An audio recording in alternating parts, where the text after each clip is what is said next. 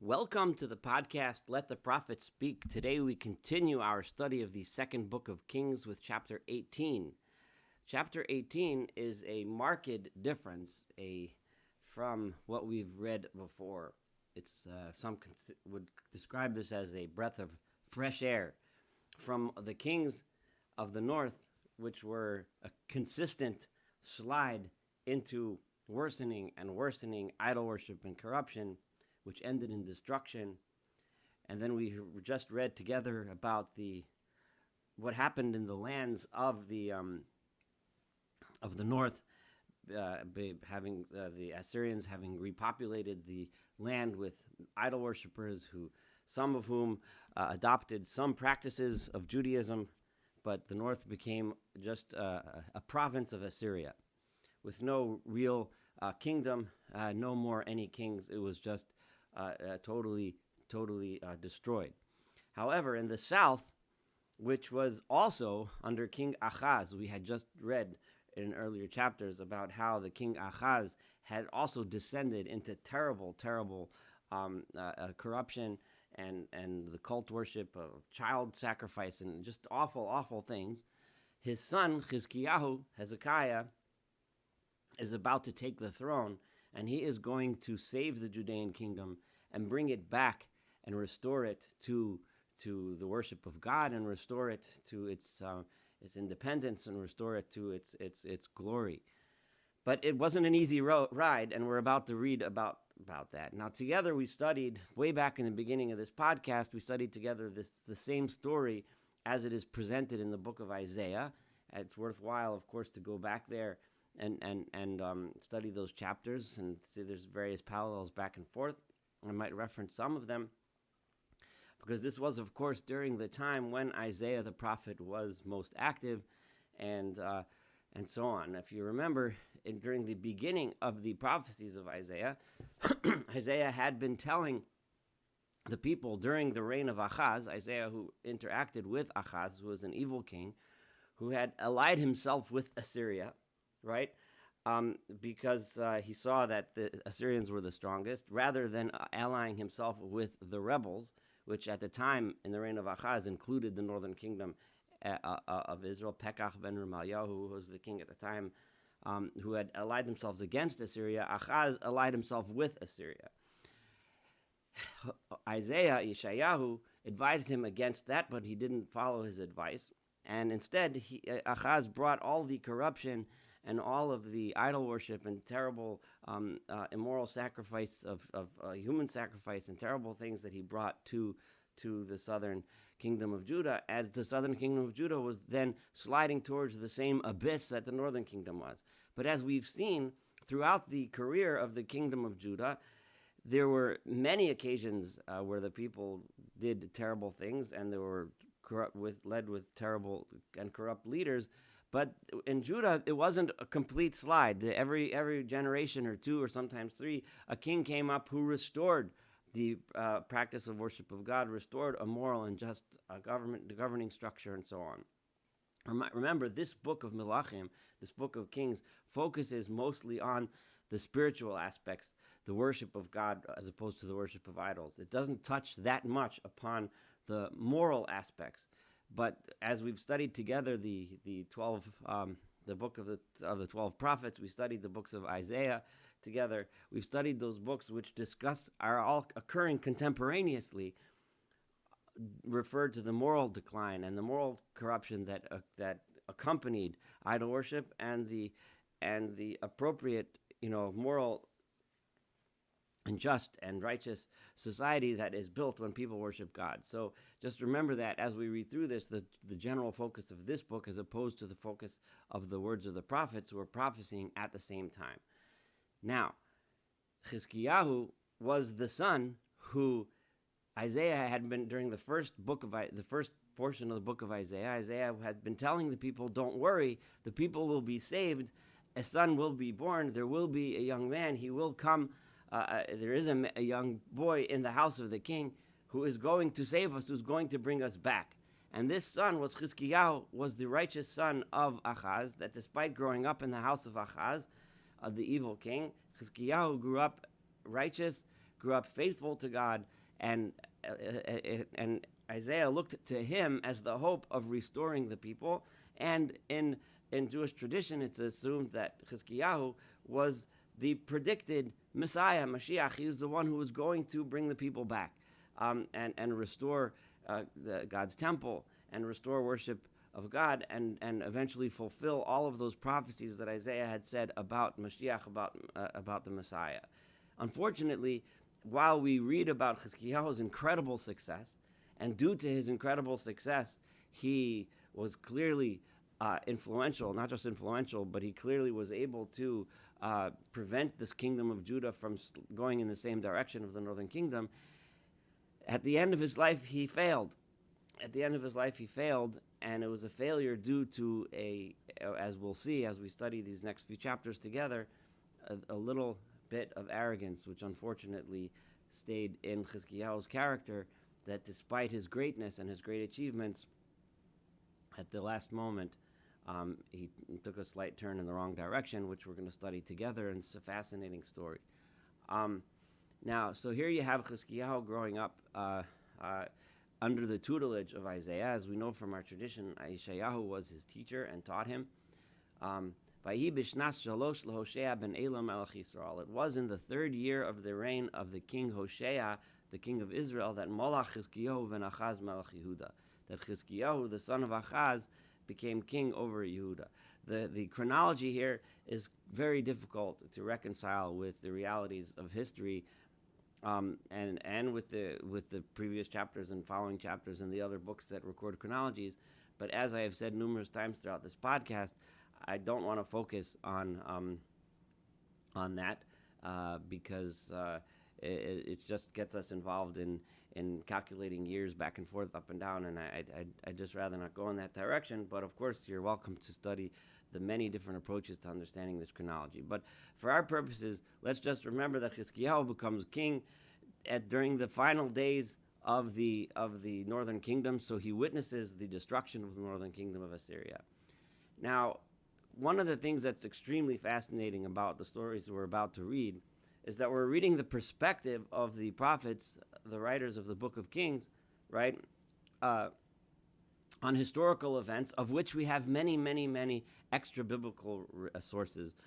There have been the Assyrian accounts written. There have been the Assyrians kept clear accounts of his history. So we have sources from the Assyrian writings and the Assyrian tablets that have been discovered that describe these events. They were described in other archaeological finds from other places that described what was going on at this time. The archaeological evidence that has been excavated throughout these areas, the Middle East, both in Assyria, which is modern day Iraq, and in the land of Israel, and in other areas, have shed a lot of light on these events. So without going into all the detail, there are some things that are important as we go through here to help us understand this story. And a lot of this information is gleaned from the sources that we know about what was happening at the time. So remember that the king who destroyed the northern kingdom was Sargon II. Sargon II was the successor of Shalmaneser. Shalmaneser was the king who initiated the Assyrian siege of Samaria, the northern kingdom, right? And then he died, and Sargon II took over, and Sargon was the one who destroyed the northern kingdom. Now, at this point, Sargon turned his attention in other areas and to Anatolia and southern Turkey. And in battle in Anatolia, he died in battle, and his body was lost. In battle, in the confusion of battle, his body was lost, destroyed, disfigured, who knows, but his body was never recovered. So there was no big state funeral for Sargon, and this at the time was a shock to the entire Middle East. It was considered a very bad omen for the Assyrian kingdom. So the people, the vassals of Assyria, those countries that had been subjugated by Assyria, started to get a little bold and wanted to take over, to regain their independence, to rebel against Assyria, because of this tremendous loss of Sargon and this what seemingly bad omen of Sargon's body being never recovered. And the Sargon's son, who's Sancherev, who we're going to read about, Sancherev, took over. And for the first several years, it seems that Sancherev had a lot of challenges consolidating his leadership, and so there were several years of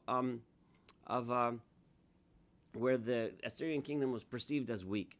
Sancherev eventually was able to rebuild his dominance and eventually, reassert his control and reassert the Assyrian kingdom.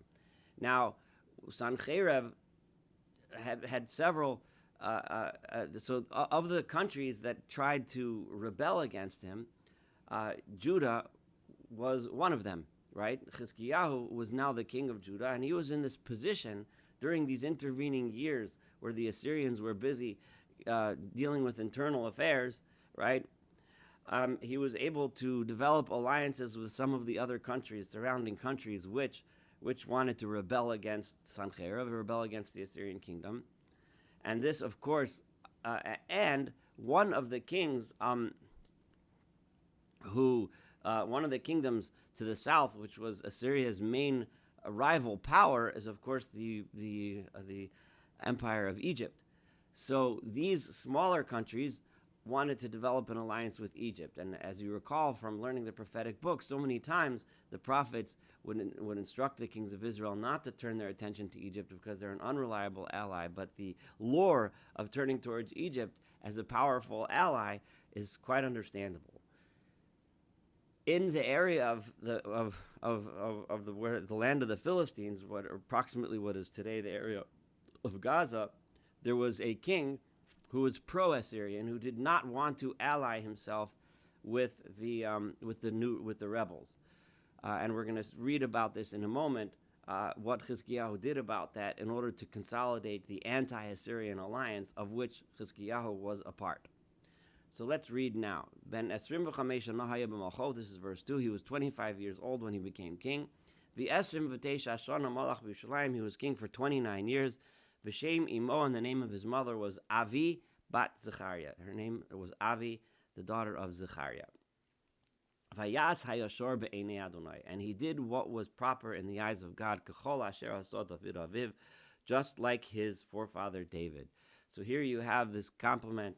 This is the best compliment that a Judean king can have, that he followed in the ways of their forefather, King David. Who heisir et habamot, for the first time, even the righteous kings like King Asa, who led several generations prior, even the righteous kings did not remove the bamot. The bamot are the places of sacrifice that are outside the temple area, right? But they are designed and meant to worship God, and this is an important point to understand the developing story as we're going to read together as we read about the career of Hezekiah, so keep this in mind. But God wanted the people to only sacrifice in the temple itself. Remember, at this time, the prophets, the religious leaders, this is the time when Isaiah was standing and saying, God doesn't want your sacrifices. God wants justice and righteousness. God wants your heart, right? And at this time, in this context, right, the building of a temple and the dedication of a temple, which would be the only place in which sacrifices were wanted, was considered a stepping stone towards the movement where sacrifices would not be the central way of worship of God. We see repeatedly throughout the words of all of the prophets these ideas being expressed. The proliferation of bamot, the proliferation of altars all around the countryside where people would sacrifice to God, was seen as counter to that push towards morality as the basis of religion, as opposed to sacrificial worship. So Hezekiah was part of this movement, destroying all of these places of sacrificial worship and focusing only on the temple itself. V'shibaret hamatzevot, and he smashed down the matzevot. Matzevot are like either pillars or monuments that were either built for God but were inappropriate, or they were built for the worship of idols. V'chorases ha'asherah, and he cut down the asherah, which is trees that represented in various understandings, either a companion to God, a female companion to God, which is obviously completely against everything that monotheism stands for, but it was a very common practice which we've come across. And in addition, not only that, he destroyed the copper serpent which Moses had built. Now remember, way back in the history of the Jewish people, back in the time when they were wandering in the desert, before they entered the land of Israel, there was a plague, and God told Moshe to make this snake and put it on a staff, and people would look at the snake and become healed. Now that itself, remembering, if we understand the way Maimonides, and I've quoted this several times, understands these kinds of things, and the way the Chazal, the way our rabbis explain it, is obviously the snake doesn't have any special power, but rather, by looking at the snake, right, one will contemplate the snake, the creator of the snake. One will be looking up towards the heavens and eventually turn towards God and recognize, and this is how it's understood. I'm not going to get too detailed into that. But as you can well understand, people, the people of Israel would sacrifice, would burn incense, would worship the snake because of the power of that. So what this is really saying is, like, nowadays, lots of times people have talismans or various gadgets that they think represent good luck, or whatever it is, and to some extent you can defend it by saying, well, this item is not really, don't really believe that this thing has any power on its own. That would be idolatrous. But rather, looking at this image brings one to think about appropriate thoughts, to think about God, etc. And that would be the defense of these things. But the line between that and believing that this good luck charm has actual power is a very thin line indeed. And the people had crossed that line. And Hezekiah, in his attempt to establish true monotheism in the hearts of the people, destroyed that snake. This is a very important historical artifact. But he destroyed it. Vayikralo Nechushtan. He called it Nechushtan, which means copper thing, or however you translate that. Whether it means that he called it that after it was destroyed, just saying that it's just a pile of copper, or maybe it means that this what the people had called it when they used it as a god, is unclear from the syntax of this verse, and there's different understandings.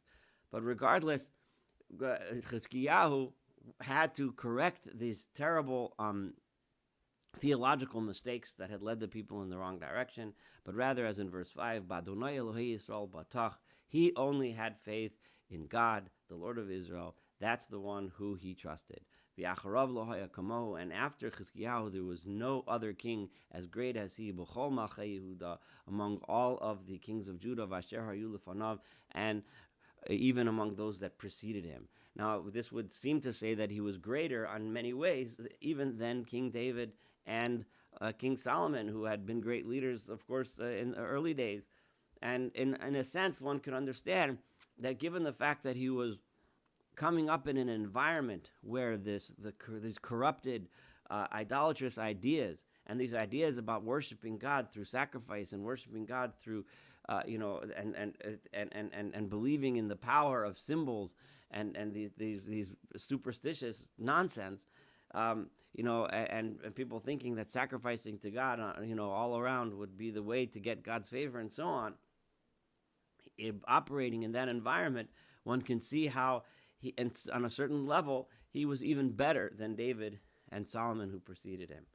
Vayidvak ba'Adonai, and he attached himself to God. Lo sar me'acharav, he did not turn away from God. Vayishmor mitzvosav, and he kept his mitzvos, his commandments, asher tziva Adonai es Moshe, that God had commanded Moshe. V'haya Adonai imo, and God was with him. B'chol asher yitzei yaskil, and in everything that he did, he was successful. Vayimrod b'melech Ashur, and he rebelled against the king of Assyria. Now this is where the political stuff that I discussed with you before comes in, right?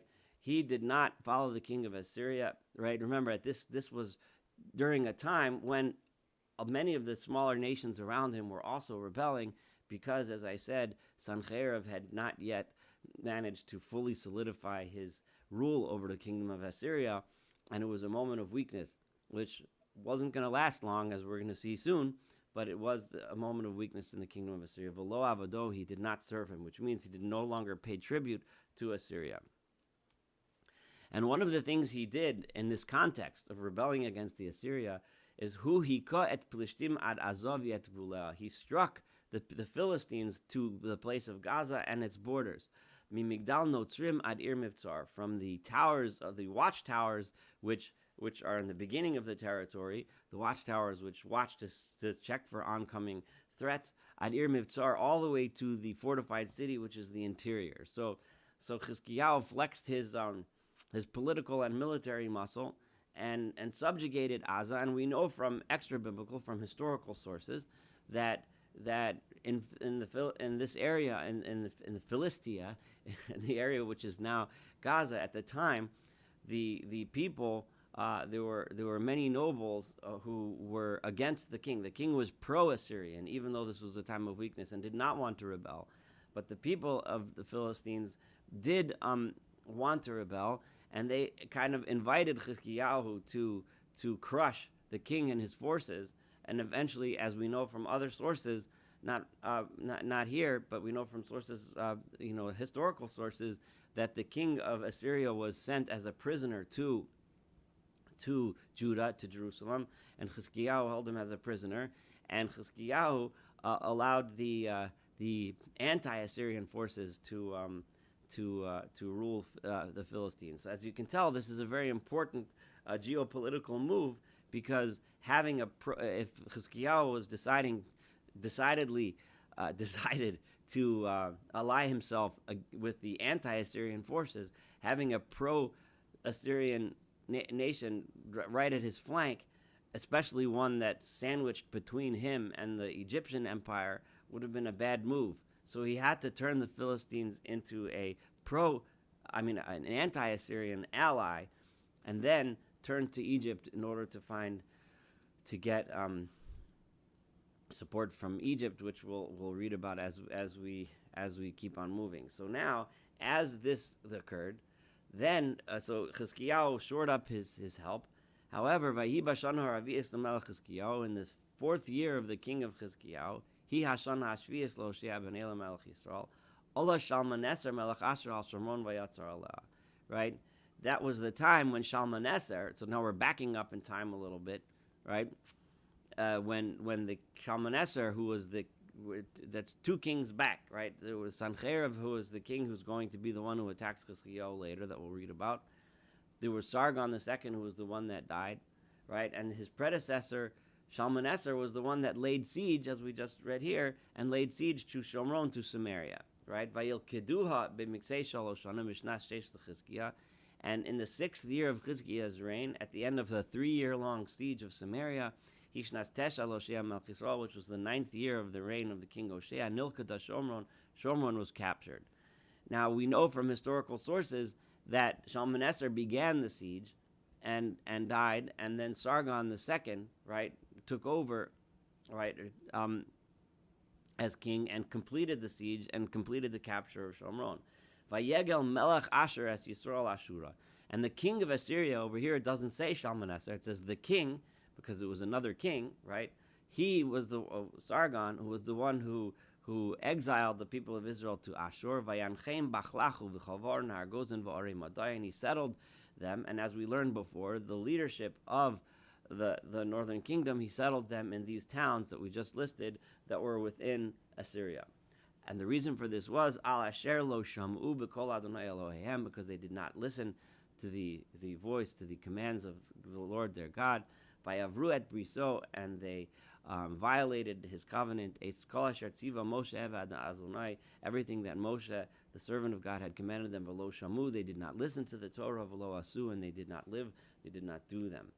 So this is the background of Chizkiyahu, right? And we're about to study in the next part of this chapter. We're about to study the Assyrian attack, which took place when the Assyrians when Sancherib started to reassert his control over his rebellious provinces. So Uvar Ba'asrei Shana Melech Chizkiah, in the 14th year of the king Chizkiah, So at this point, Allah Sancheirav Melech Ashur, Sancheirav the king of Ashur. Actually, let me give a little bit more of a historical background here. Right? During this time, while Hezekiah is getting ready for the obvious Assyrian attack, right? And he's solidifying himself by building up his alliances with the other anti-Assyrian nations. We talked about what he did to the potential Philistine enemy to bring them in under his wing to be also an ally against Assyria. But he also did, and we know this from a lot of historical sources, a lot of working projects to build up the defenses of Judah. So this meant the defenses of the major towns, especially Jerusalem. He also absorbed thousands and thousands of refugees from the northern kingdom. The population of the city of Jerusalem exploded in this time, and we see this from archaeological evidence. He built walls. If anyone that goes to Israel today should check out the Broad Wall, which is the wall that was built by Hezekiah to beef up the defenses of Jerusalem. He also increased the water supply and brought the water supply to within the city by digging the famous Hezekiah tunnel, which brought the waters of the Gihon spring within the walls of Jerusalem in order to be able to withstand the siege. So there was a lot of things that Hezekiah did in order to get ready for the inevitable onslaught from the Assyrians. But then, unfortunately, Sancheirav, the king of Assyria, came, and this is verse 13, and attacked Kol Arei Yehuda HaBetzuros VeYetbuseim, all of the fortified cities of Judah, and he captured them. And we see this in the annals of the records of the Assyrians, and we see this from archaeological evidence. And the second city, the second largest and most important city at the time in Judah, was the city of Lachish. And one can go to Lachish today and see the archaeological remnants of the city and of the siege ramp that was built by Sancheirav in order to attack the wall. It still stands today. And evidence of the destruction of Lachish by Sancheirav and his forces.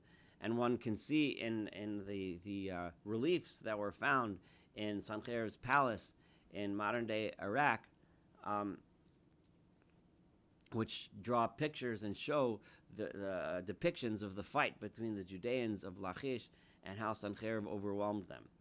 So Hezekiah, at this point, tries the first method. He wants to maintain his kingdom. So the first thing he does is as follows. He tries to maintain his...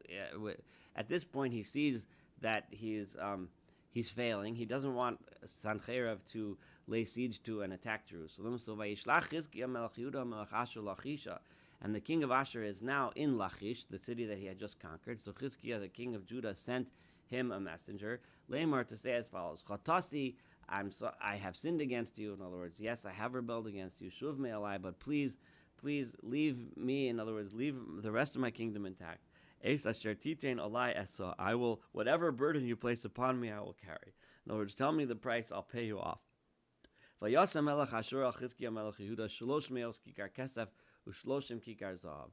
the king of Assyria said, fine, I'll give me this amount of money, 300 talents of silver, and 30 talents of gold. So it was a significant tribute. The Assyrian records record this same encounter, the same deal, but they have the price being a little different. I can't remember what it was offhand, but their amount of talents of silver was a lot higher number. And when we see the comparison between the Assyrian accounts that have been found in the palace of Assyria, their accounts of the tribute that Hezekiah had to pay, in general, we see that they always inflate things. They make everything sound bigger than you find, and it's to be expected. History is written by the people. Each person has an agenda when they write their history, but so you'd expect the Assyrians to inflate the victory and the spoils. And in order to fulfill this amount, Hezekiah took all of the silver that he was able to get from the temple, right, and in his own the treasury of the king. So Hezekiah paid him off in order, and you don't really get a hint here. There have been times, this is not the first time, that the kings raided the temple treasury in order to pay tribute to get rid of a foreign invader, or to pay tribute in order to stave off the wrath of some conqueror or two. But here Hezekiah did this in order to save himself at a time of military weakness. But Esahi at this time, Kitzas Hezekiah dalso sechal Adonai vesa omnos. Hezekiah cut down the doors that were the doors to the Heichal. The Heichal is the holy part, the inner part of the Beit HaMikdash, of the temple, and the Omnot, which are pillars, Asher Tzipa Chizkiah Melech Yehuda, that Chizkiah had initially overlaid with gold, but he took them down, presumably in order to peel off the gold, Vayetneim L'Malach Asher, in order to pay this price to the king of Assyria. So here we have Chizkiah paying this tribute, which unfortunately we're going to find is not successful. So Chizkiah did a similar of what we find, in the Parshat Vayishlach in Genesis, in the book of Genesis, where Jacob, when he was about to encounter his brother Esau, as we know from tradition, we know Yaakov did three things, right? He divided up his camp. He paid Esau tribute, right? And prayed to God, and then also got ready for war. Chizkiah here is paying tribute to see, and the hope that this will get Assyria out of there and leave the kingdom intact, humbled but intact. Unfortunately, this is not going to work, which we're going to study when we study the next part of this chapter 18. Thank you so much for studying this together with me today. Looking forward to studying the rest of this chapter, the rest of the story of Chizkiyahu, and of course the rest of the book of Kings together. Have a wonderful day.